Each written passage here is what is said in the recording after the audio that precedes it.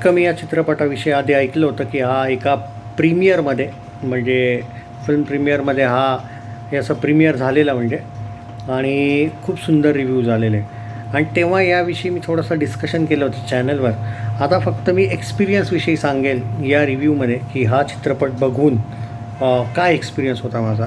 मित्रांनो, मी एवढंच सांगेल, victory for Marathi film industry किंवा विजय हा आपला असं म्हणू शकतो मी.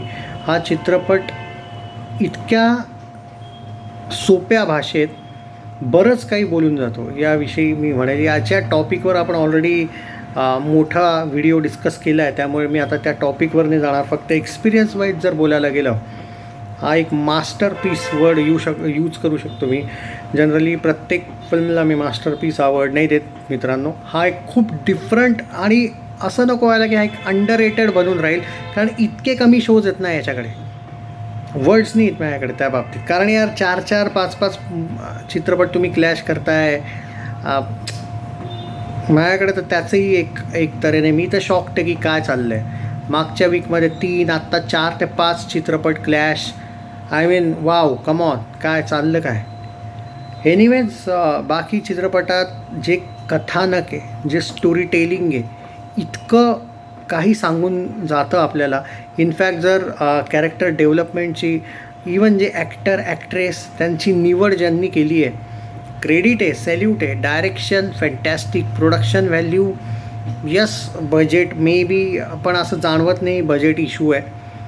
खूपच सुंदर चित्रीकरण आणि तुम्ही जुळतात रे त्या कॅरेक्टर्ससोबत, तुम्ही राहतात, तुम्ही जगतात. ते खूप महत्त्वाचं आहे की तुम्ही कनेक्ट होत आहेत त्या कॅरेक्टर्सला. जर तुम्ही कनेक्टच नाही होते तर काय फायदा आहे. नक्की बघा यार मित्रांनो. मी म्हणजे एक तर मी प्रत्येकाला फोर्स नाही करू शकत, कारण हा चित्रपट मी जेवढं बघितलं याचे इतके कमी शोज आहेत की मे बी काही ठिकाणी नाहीच आहेत याचे शोज. सो हा फरक पडतो. एनिवेज, तुम्ही तुमचा एक्सपिरियन्स या चित्रपटाविषयी सांगा कसा होता.